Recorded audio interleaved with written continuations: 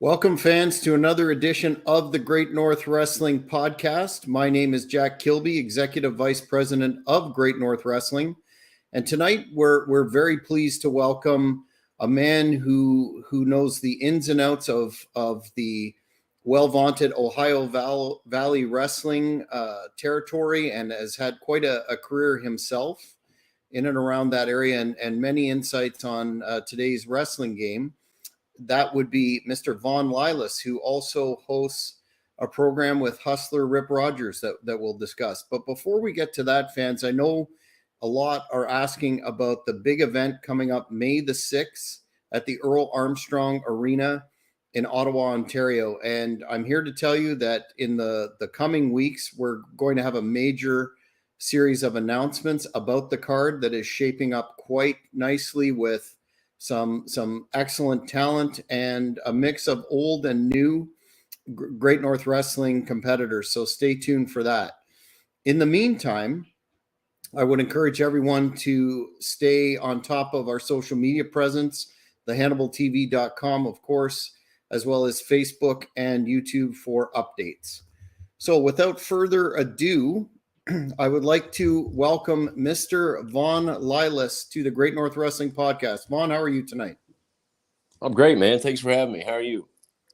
Doing tremendously. Wanted to lay the groundwork in terms of your personal career before we talk about your Ohio Valley Wrestling experiences. But growing up as a youngster, were you a fan of the business? And if so, did you have any particular promotions or particular wrestlers that influenced you in any way? Oh, yeah, man. Well, first of all, it's great to be on here, and it's great to be on this side of the microphone or camera, whatever you want to call it. I'm usually the one asking the question, so it's not very familiar for me to be answering the question. So I'll do the best I can here. But yeah, man, I loved wrestling from the get-go, from as young as I can remember. I grew up in Seymour, Indiana. So Seymour, Indiana is the home of the Hustler Rip Rogers, who I heard you mention a little bit ago. So Rip, he'd be wrestling at that time. I'm damn near 50 years old. I'm 49. Rip's 69, so he's 20 years older than me. He would be, in the territories at that time. It was a little different back then. So he'd come back to Seymour, once a year, once every other year, whatever it was. And then they would decide to do a show. And my dad, who we refer to on my show as King Carl, my dad would always help Rip kind of promote the show, sell tickets. We would do concessions, all that kind of stuff. So, my mom was just actually up here this weekend and brought a picture from 1978. So I would have been 5. And we were at the National Guard Armory at Seymour, Indiana. It was me and Wee Willie, who was I don't know what's politically correct these days, but a midget wrestler. Don't worry about that here, sir. a midget wrestler at that time. Wee Willie. It was me, Wee Willie, and my sister. So I'm rambling here, but yeah, since I can remember, I've always been a wrestling fan. I grew up basically on Memphis because I would get, mostly Memphis wrestling. It was local. It was Saturday morning on Channel 3, baby. So, of course, Jerry Lawler and Bill Dundee and Dutch Mantell. I loved it when like Austin Idol came in, Boogie Woogie Man, Handsome Jimmy Valiant, Rip. I was more into those kind of guys, I think. Not Macho Man. Jimmy Valiant, Austin Idol, Rip Rogers. Those were the people that, drew me into wrestling. Of course, Lawler. I mean, everybody down there loved Lawler, but that's kind of a given. But those other kind of flamboyant guys were the ones I liked watching. Absolutely. And with this fandom as a youngster, what were the circumstances that made you decide, I want to pursue this as a career? Because knowing your biography a little bit, you indicated that you started later than some. I started pretty late. It was I think I was 27. I that's probably my only regret with the whole thing, was starting too late. I just never really, really just never had the balls to do it. I wanted to do it, but I always wanted to play it safe as far as, having a job and getting an education and all that kind of stuff. And really, Rip kind of made me do that as well. So, at the time I was in high school, Rip was living in Seymour, and he worked at the gym that I went to, a little gym in Seymour called Crossroads Gym. But then Rip was doing Atlanta. So he would go to Atlanta TV for WCW. He would drive to Atlanta, and he was on TV there at that time. And so I was always on him. Hey, I want to get into wrestling. I want to get into wrestling. He's like, you got to go to college, kid. So I went to college, and he's like, you gotta get a job first. Get a job. So I got a job. So I was like, Rip, you told me I had to go to college. I had to get a degree. I had to get a job. I've done all this.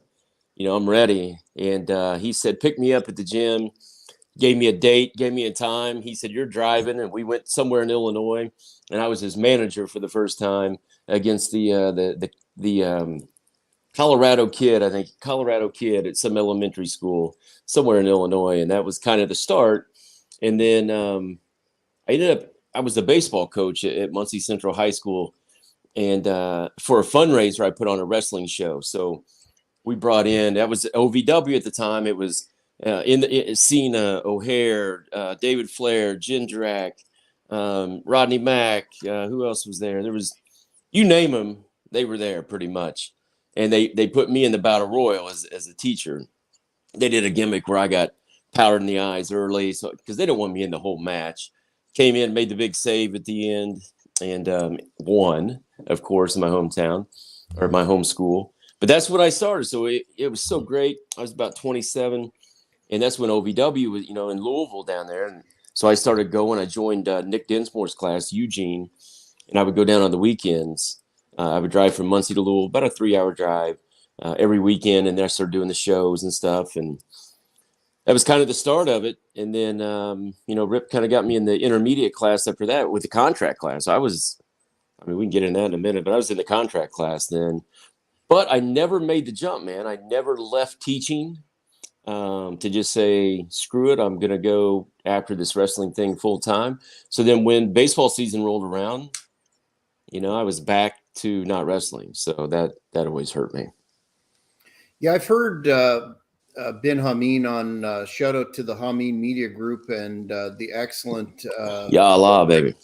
Yalla, the excellent programs that are available there. Some of the most inside. Well, they're called the locker room for a reason, and yeah, he's talked a lot about the difference between the contract guys at OVW at that time and the non-contract. I'm going to skip ahead a little bit. I was going to get to that, but since you raised that, could you speak on that, please? Like the difference? Well, when I started, I was at the old building. So I know they had that. I think WWE put out something where they went back to like an OVW special or something, and they showed like the old building. They didn't do a good job of separating the two, but the old building was a little bitty thing with a little ring. It was a little ring, and that's where like Cena and Lesnar and all those guys were at originally. And when I went there, I was strictly in a beginner's class with Nick Dinsmore, Eugene, and we would just do Saturdays. The next, let's see, I think they went to the new building. I'm terrible with years, man, terrible. But I think it was like 2001-ish that they went to the new building. And that's when Rip became the contract, the developmental trainer. He was the head trainer at that time. So Rip got me in that class. And then there was some other, they ran some camps. People would come in. I remember Mike Mondo came in through a camp.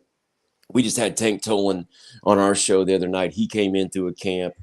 So then they had all the contract guys, and then they had probably, let's say 15 guys that weren't under contract, but we were all in the same class. So we were all in the same class, did everything the same. But a group of them were getting paid and a group weren't. Rip was not the, probably easiest trainer in the world. Now, he wasn't one that made you do a bunch of like squats for no reason and calisthenics for no reason or take a bunch of bumps for no reason. But his practices were very long. We would do an hour of chain. His cardio was wrestling cardio. So it got you in ring shape and all that. Well, some of the guys that were under contract, were bitching that it was like too hard and too much time. But then the guys that were under contract were like, man, we love it. We just couldn't imagine getting paid to come here and do this stuff every day. Like, so But as far as how they treated us at that time, I thought it was, most of the guys were cool.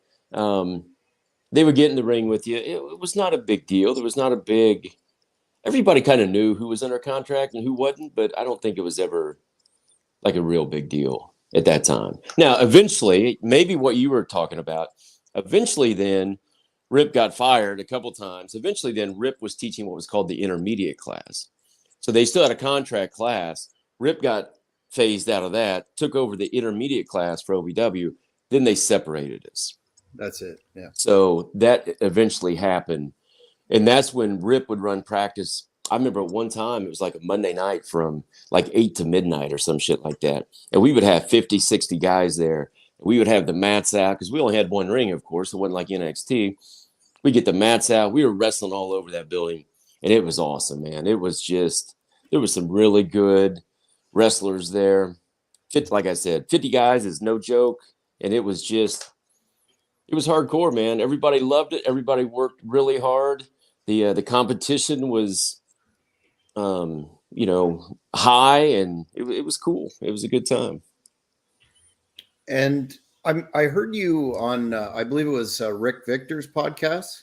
Yeah, I was on there a while back. Yeah, a while back. You told an interesting story about how you met Nick Dinsmore years or a time frame before you actually started training under him, and what an accomplished individual he was in the business.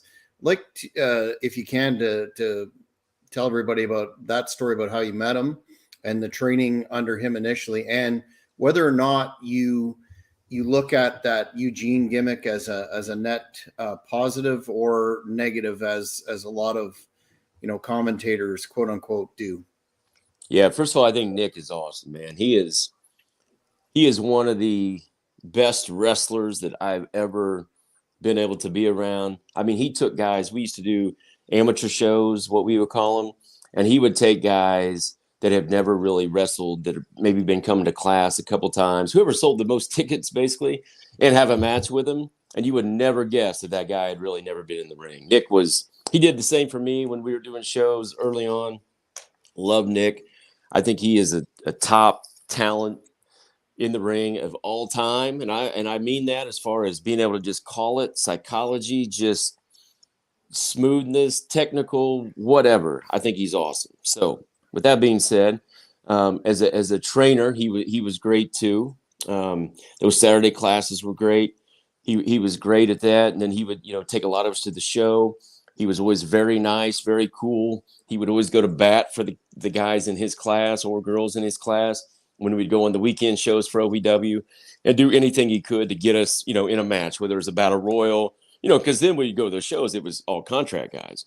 So we'd do a lot of the ring, set up, tear down, anything we could to get kind of noticed. And Nick was always pushing for us to get it, get a match or whatever. As far as meeting him, OVW at the time was in Jeffersonville before they went to Louisville. The old building was in Jeffersonville, Indiana, and I went to college at IU Southeast, which was New Albany, Indiana. So they would do their TV show. I think it was Wednesday night still at that time. So in college, I would go to the OVW shows. Rip was like the champion at the time. He wasn't training then. He was wrestling, and he was the champion. So I would go and sit in the crowd and just love wrestling, man. Well, I watched one night. It was Rip versus Nick Dinsmore. And Nick at the time wore like a singlet and headgear and all this stuff. And the next day I was in a computer class at IU Southeast. And I look over, and the guy next to me's got like WWF, I think it was at that time, probably, stuff on his computer, not paying attention at all, of course, to the professor doing all WWF stuff.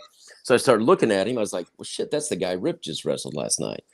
So I said, you wrestled OVW? He's like, yeah. I said, you just wrestled Rip Rogers last night? He's like, yeah. I said, I was there watching, man. So, of course, I then told him, I knew Rip and all that kind of stuff. And so then fast forward probably 5 years later, I was in his class. So it was pretty cool. As far as Eugene, man, I've asked Nick. Nick's been on our podcast several times, and I straight up asked him the question. I think, and he basically said the same thing that I'm getting ready to say. I think people, including like, like a Jim Cornette, which I have a lot of respect for, they say Eugene ruined Nick Dinsmore's career, I think they're full of shit. I think that's one of the dumbest sayings ever. Nick Dinsmore was a wrestler probably for a decade and did nothing. Like, he got a contract eventually, yeah, but he never got called up. He never got looked at seriously. He even said on our show he thought he was maybe going to be an OVW for life, or just to help train guys, put guys over down there, and be a good hand down there. It wasn't until Eugene came to where Nick was pushed into the WWE, main evented pay-per-views, wrestled with Flair, wrestled with, Triple H, wrestled against DX. Nick Dinsmore, in my opinion, and I think Nick's opinion as well, was never going to do that. Like, it just was not going to happen. So, do I think Eugene killed his career? No. I think Eugene made his career. And then Nick maybe did some things that didn't help himself out that ultimately, was his demise, not the Eugene character. What do you think? Yeah, and what do I think? Yeah. Well, very, very back in even when he debuted on the main roster, it was controversial for sure. But then as a fan, looking back and at the time, I was thinking, holy cow, this guy's getting one heck of a push. Yeah. I mean, coming in as the nephew of Eric Bischoff and interacting with Triple H and Regal and on and on. But what I thought really, put the character over, so to speak, was the fact that even within that heavy gimmick, you could see that Nick could really, really wrestle. And, sure, yeah. Crisp, timing, everything. So I honestly, at the end of the day, a final analysis, I would say it was a net positive for his career because it was memorable and we're still talking about it in 2023. And and I just, for whatever reason, I don't think Nick Dinsmore was ever going to be at that. He just wasn't going to get that push. They weren't going to do that for him or with him or whatever. So, yeah, I mean, I think it was a plus. And still active out there today in various incarnations of the character as well. So I would say he was just on our show a couple weeks ago, came on live with us for a little bit and hung out. So yeah, he's getting into comedy, I think now, or whatever you want to call it, whether they call it comedy, but more storytelling. So he's got some of those shows lined up. Still a wealth of knowledge. He was a coach too. I don't think everybody knows that. He went back to the Performance Center for, I don't know, a year or so, and was, he was a coach down there for a while, and still a wealth of knowledge. And I think anybody would be fortunate to bring him in for anything. So love Nick Dinsmore, man. For sure. Now, for the fans that have heard about OVW and don't have an in-depth knowledge of OVW as an entity, but know, you mentioned a few of the absolute top of the business superstars that OVW produced. What was it about that territory training process that was unique in so much as turning out those future Hall of Famers? I mean, go ahead with that part first. I mean, when you got Rip Rogers, Jimmy Cornette, and Danny Davis, I mean, that's it. I mean, you can't. There's no other way around it. That's what produced that. So you got Rip training people. You got Danny also helping train, but also doing a bunch of the behind the scenes stuff. You got Jim Cornette there helping as well and booking, and they did it. And they're all old school. They have, they had tons of experience, a wealth of knowledge, and you put them all three together, and they all bring something different to the table. And they've all been, everywhere and done everything. It's that was it. So WWE should have just, well, they wanted to go to Florida. I mean, that was the bottom line. They didn't want to stay in Louisville. It wasn't really, Cornette had his deal with the slap thing or whatever, and Danny might have been tough to deal with at times. And of course, Rip, they would tell on him for being too rough. But in reality, if they wanted to stay in Louisville, WWE, that is, they should have just kept sending guys there, leaving them alone, and taken their product, and they would have kept producing superstars over and over and over and over again. It was never broken. It was never broken.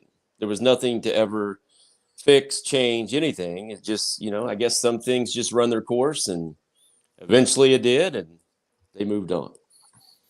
To reference Ben again, he's talked about how there were some rumors that WWE would be looking at going in a different direction with OVW, but then Triple H, I believe, came down and said, as long as there's a developmental, it's going to be OVW, and then it was shut down a short time after that, at least according to my recollection. So my question is, you have this thriving operation going. You're drawing well at the shows, the tapings, et cetera, et cetera.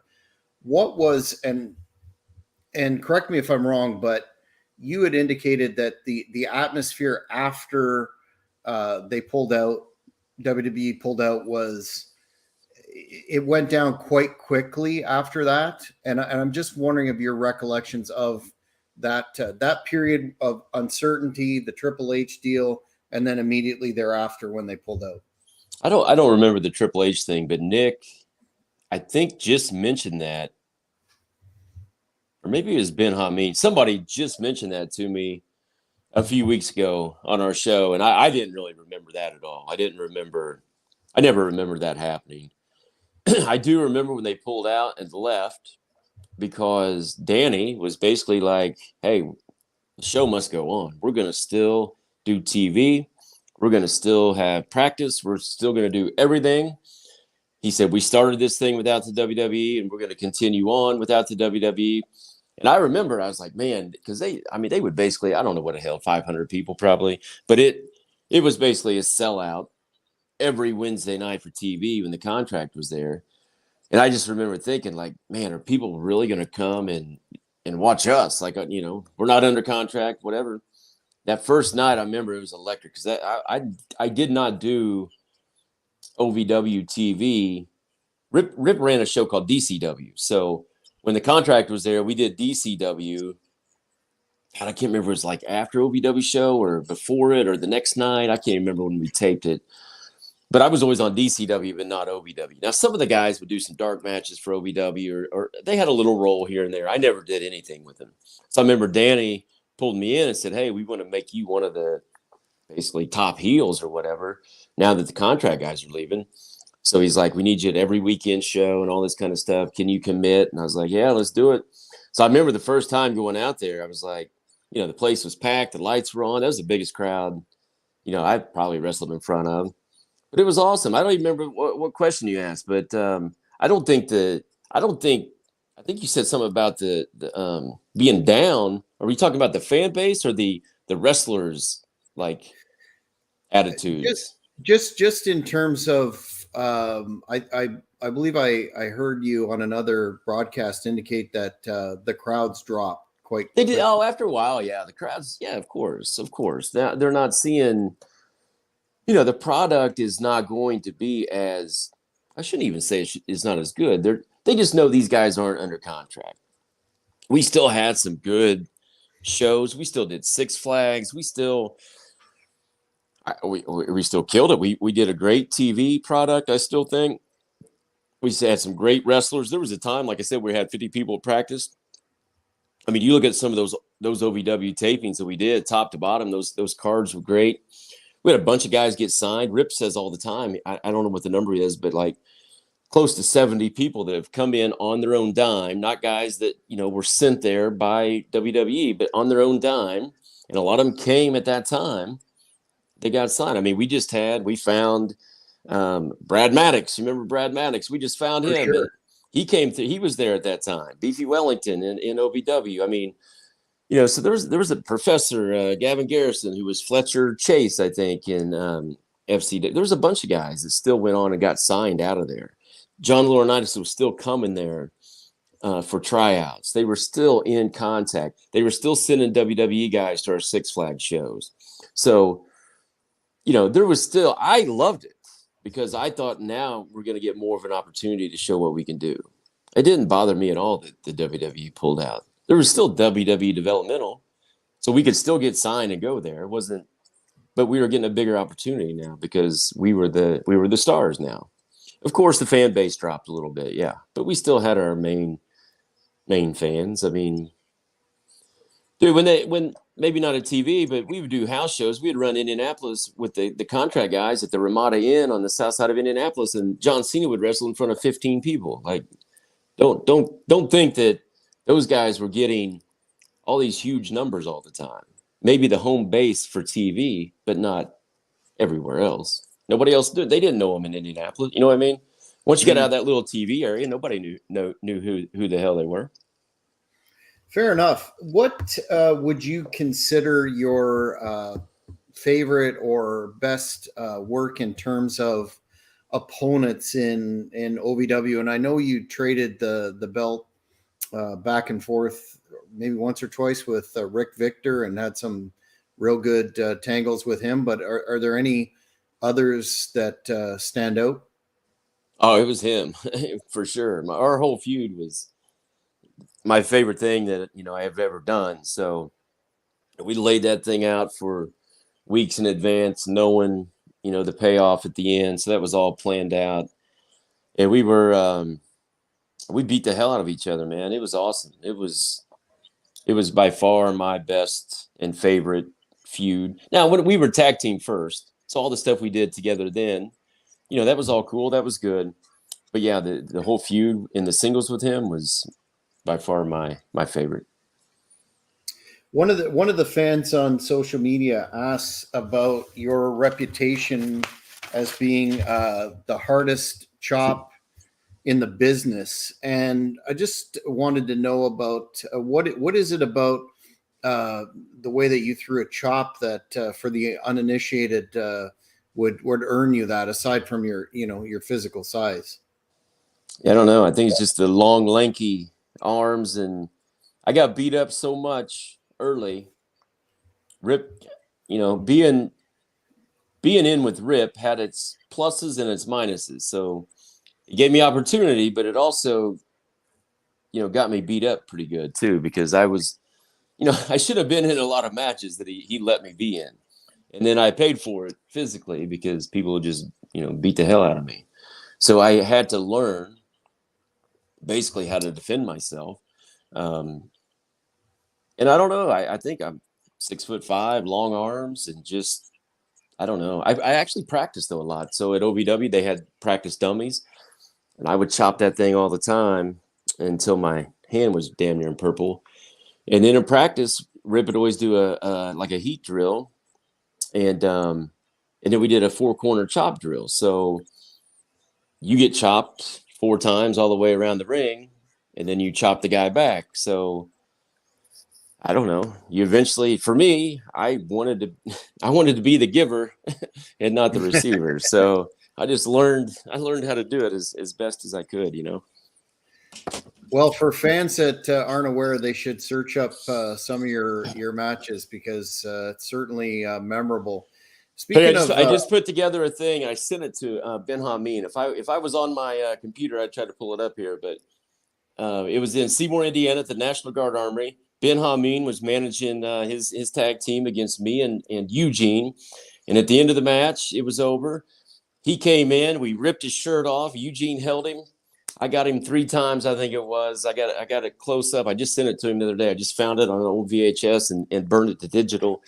I'll send it to you in Messenger when this thing's over. But Ben's felt my chop. absolutely. Well, we'll post that for sure. There you go. Speaking of memories, I know you've spoken in the past about working with a young Cody Rhodes you were talking at one point about a 6-man, but do you have any general recollections of where he was at that stage? And did you know, I mean, aside from being the son of the American dream, did you know that this guy was going to be the phenomenon that he's grown into? I would say no. I didn't know it at that time. I don't think I was ever in class with Cody. So I was in class with a bunch of the guys. I can't remember if Cody was ever in my class or not, but it was a show I ran at my high school in Muncie that I was teaching. I just watched. There's another one I just found. I played some of it on our show the other day, but it was actually an 8-man tag. It was me and the custodian at our school named G-Force. They'd seen my act so many times, we had to bring somebody else in to sell some tickets. So we got the custodian. He was real popular with the kids, named G-Force. And then it was Cody and oh God, I can't remember his name.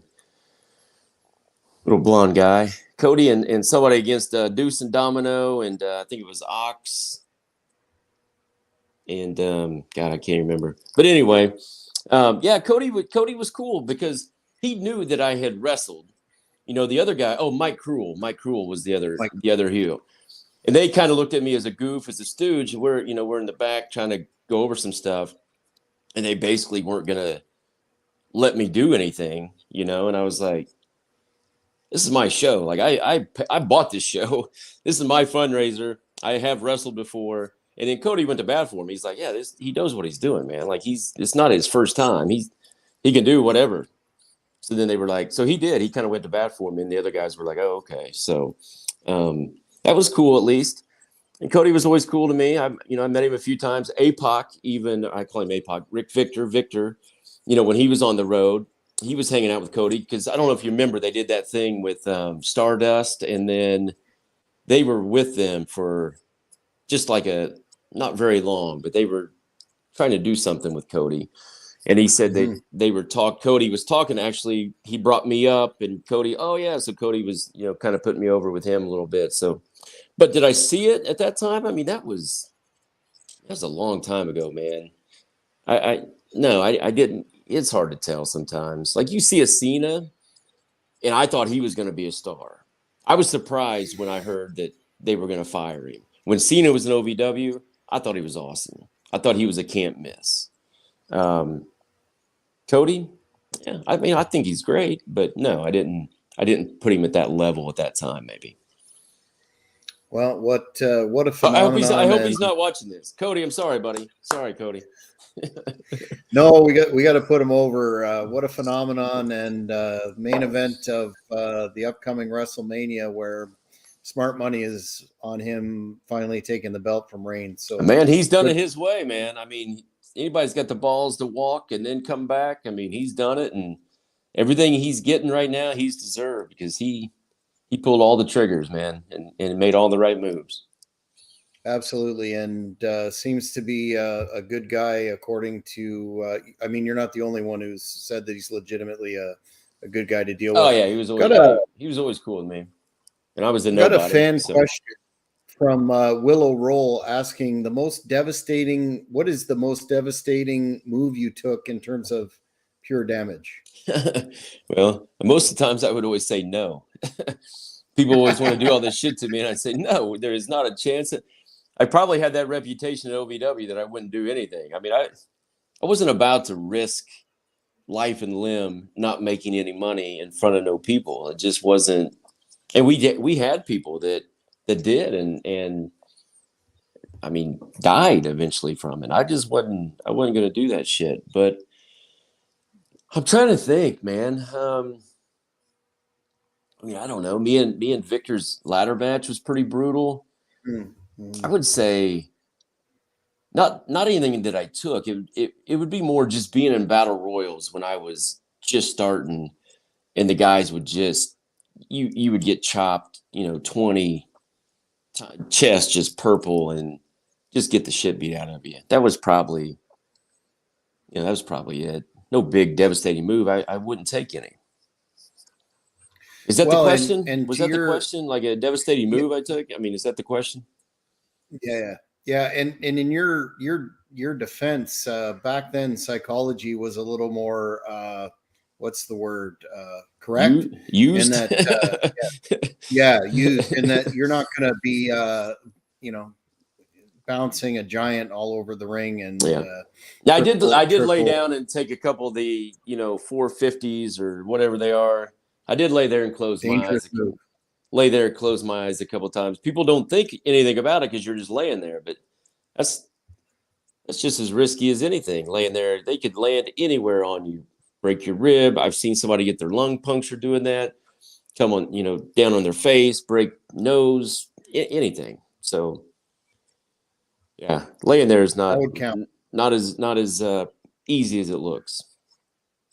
That would count. You asked, or sorry, I asked you before who your favorite opponent was in terms of your OVW career, but just generally, who was your George wants to know what was the toughest, or who, sorry, was the toughest opponent you've faced?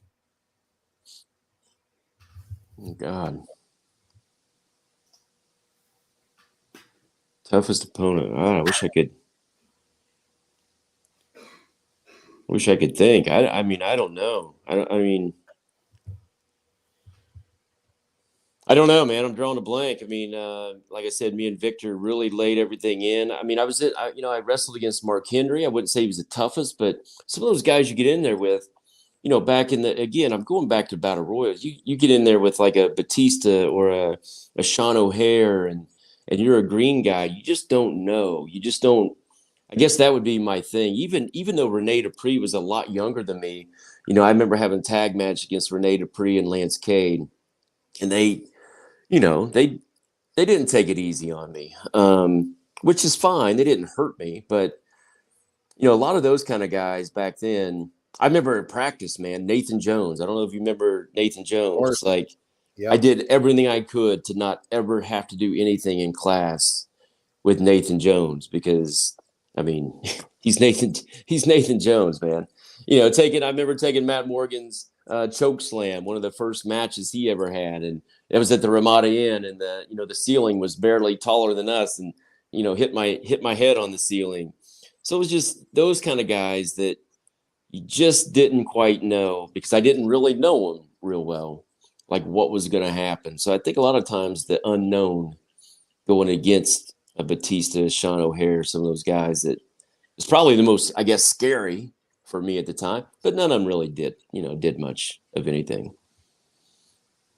So you mentioned before in other interviews that occasionally the main roster guys would come down to OVW and ply the trade, so to speak. And you told a funny story that I think the Hannibal TV viewers would be interested in on the time that Batista came down that you cited a moment ago too.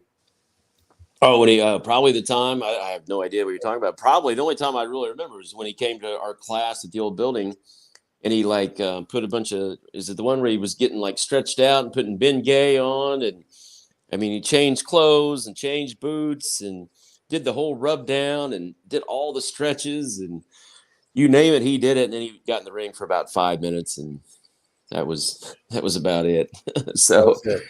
yeah, about an hour and a half of prep and 5 minutes in the ring, and that was all he needed, I guess. But one of them, what?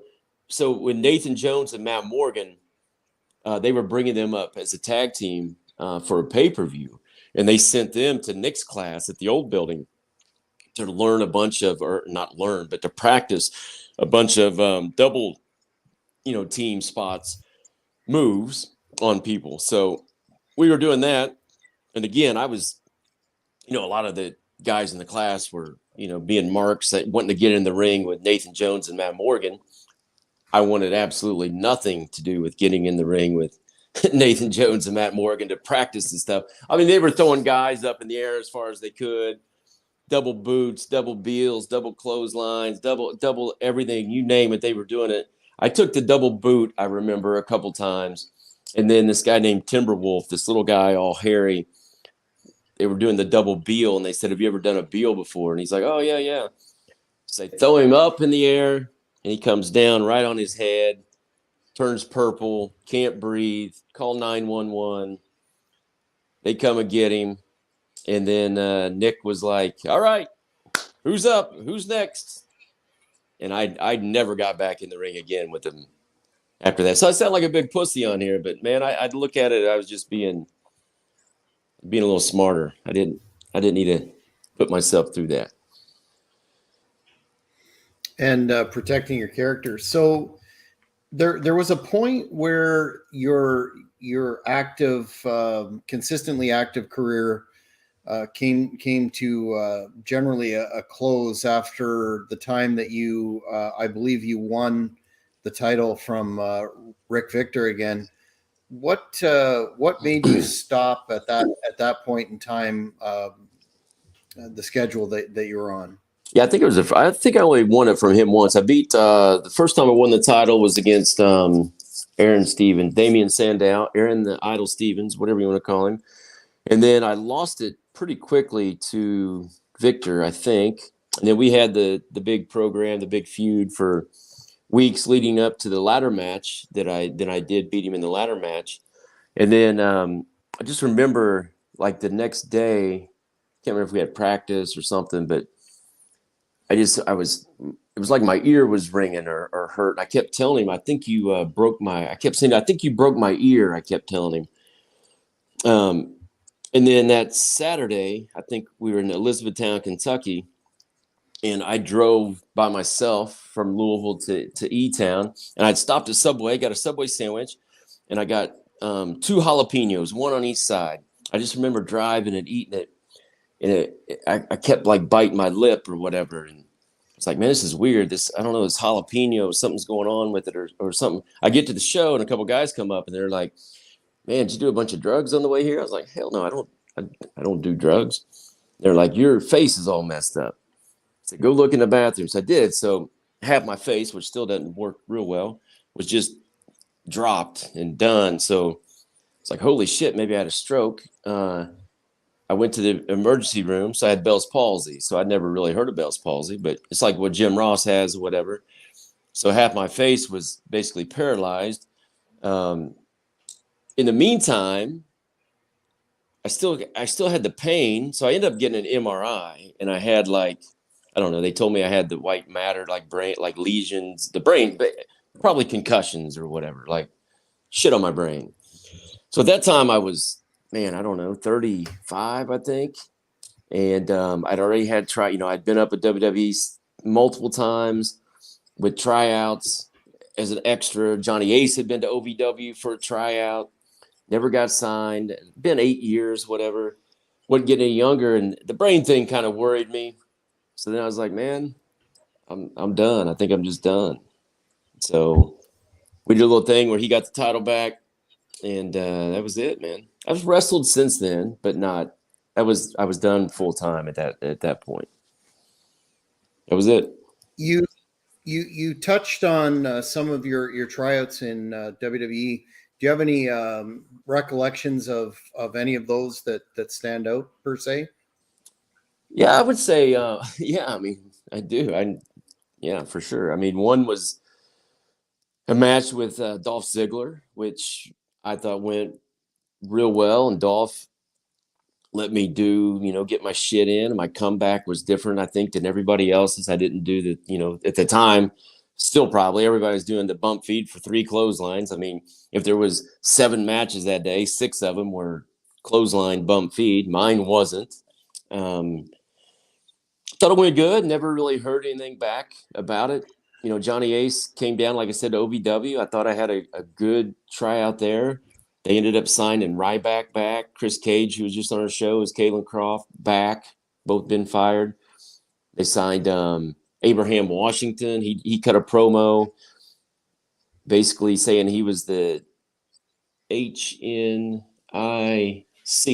You can figure that out, I guess. And talked about being on steroids and all this. They signed him.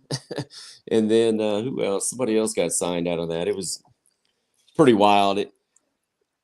How they picked people out of that one, I guess. And then, I went up as an extra. I was supposed to have a match with MVP. I got taken off of it because I was too tall. I went through all the match, everything during the day. End of the day, Johnny Ace comes down the ramp, takes me out. I was supposed to do Jack Swagger's first match. During the day, we went through the whole match, did it several times. I see Johnny Ace coming down the ramp. I turn around to him and I said, I'm not in this match anymore. And he goes, what are you talking about? And I said, just wait. This is the 3rd time it happened to me because it happened with Snitsky as well. And Johnny Ace, hey, come here, kid. We need somebody shorter. So Mike Tolar got the match instead. Snitsky. I was supposed to have Snitsky's first ECW match before he got that big, when they flipped him and then made him like undefeated again or whatever. I remember Snitsky, the first spot I was supposed to slap him right across the face. And then eventually he threw me to the buckle, give me the big boot. He's like, "You fuck this up, I'm going to beat the shit out of you." I was like, "It's a 30-second match, man. I think we'll be all right." And Fit Finley was the agent. He was like, "Genes, live TV, baby. You can't do that on live TV." Here comes Johnny Ace, takes me out of the match, said I was too tall. They wanted the guys looking bigger, I guess, To me, it's like, why not have him beat a bigger guy to make him look even more impressive rather than try to make him look. They want him to look big, so they put him with, littler guys, so whatever.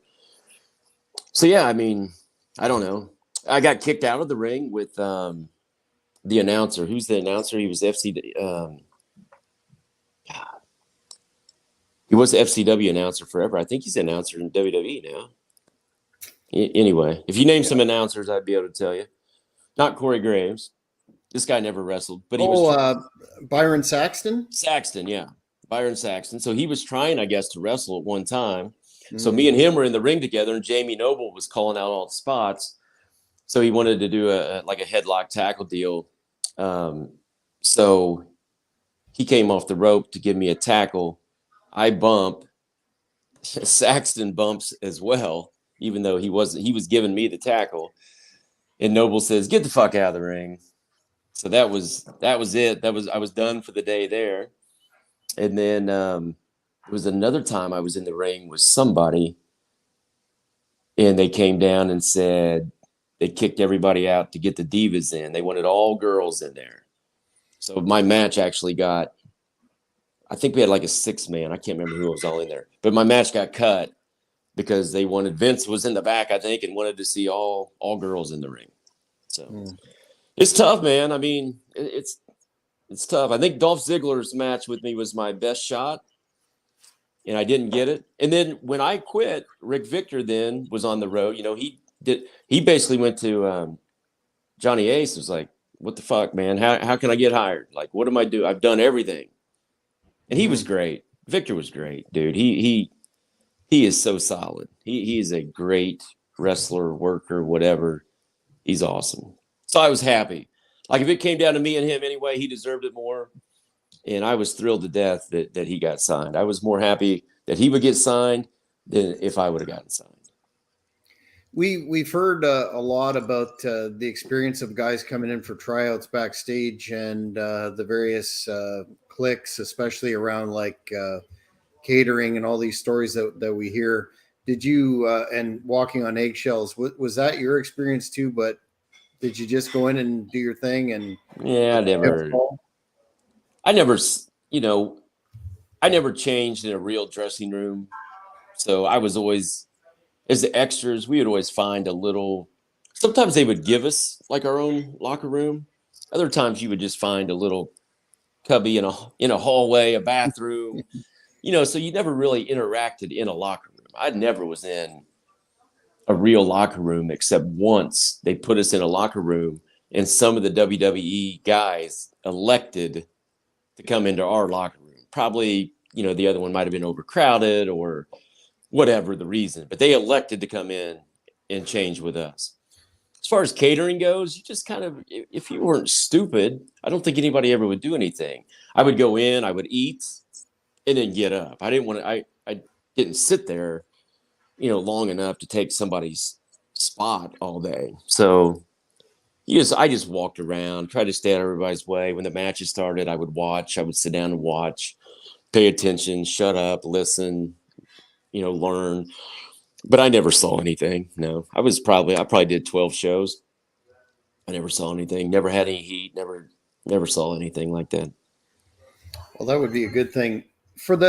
You've come up on just about a year of doing from Lilas Studios wrestling with Rip Rogers, and I'm a fan and a subscriber as well. But wanted you to quickly describe that rather unique individual, and it seems like a rather unique podcast process. Can you talk about that? Yeah, wrestling with Rip Rogers, baby. You nailed it. We just finished a year, so we just surpassed a year. It all kind of got it started with Ben Hameen, so I got to give him a shout out and a thank you. He was actually sending one of his guys, Man Beast, up to my old Lilas studios, and they were kind of doing some stuff, I think, for Ben Hameen, probably his network with Patreon or whatever. And so the guy was driving. Channelattitude.com. Yeah, that is what it is now. I think at the time it was just Patreon is what he was on when Rip originally was doing it with Man Beast. And so the Man Beast guy was not able to come up from Louisville anymore. So Ben had asked me if I wanted to do it. And I was like, man, if I'm going to do it, like, I just want to do my own. Like, I want to do it with him and just me and him. And I want to try to, make a run with it. So I was like, I asked him basically his permission, what he thought. He's like, yeah, dude, go ahead. Like, he's like, I'd love to help Rip out, but if you want to take over and just do it and do your own thing, go for it. So we did. So we've been doing it from our studio, and I just put out the 1 year anniversary video, and you can go look at it from, day one to day 365. It's progressed, I think, pretty good. We're still learning, of course, but we've had some amazing guests on, probably, I think, 30 some different interviews. We do a weekly show where me and him just shoot the shit, talk some wrestling and whatever else. Then we do a live show. So we do live Q&A with our fans, get on and ask Rip questions. But I think you alluded to it. Rip is quite the character. He's been in this business forever. I've known him since I was 5 years old. I just put up some pictures of sitting up on his arm, and I was probably 5 at that time. And, I owe everything to him. Rip was my in to any kind of wrestling. If I didn't know Rip, I would never have been. I probably would never step 1 foot into a ring. So he got me in the intermediate class. He got me in DCW, OVW. He helped me with tryouts, everything. I owe Rip everything I've ever done in wrestling goes to Rip. So. Well, we'll make sure we plug that at the end. It's Sure. great stuff. I don't miss an episode personally, but before we wrap it up, we're rapidly burning through our hour here. Just wanted to know your, I guess, a statement or your bottom line on today's product and why there isn't that level of passion amongst a lot of fans that we have for the old school product, which the Hannibal TV does a lot of. We interview a lot of the legends, etc. But even though it's really financially quite successful for at least WWE, what's missing from the time frame? Because you and I are the same age when we grew up. That has us pushing 50 years old and still being passionate about the old school wrestling products. So let me ask you this: Do you watch wrestling now? Today's product? You don't watch it at all?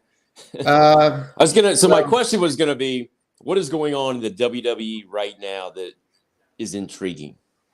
I would say that Bloodline storyline. I watched clips, but because I can't. You just said it, storyline, because there's an actual story being told with that, like an interesting story that people want to tune in to see what is going to happen next with that story.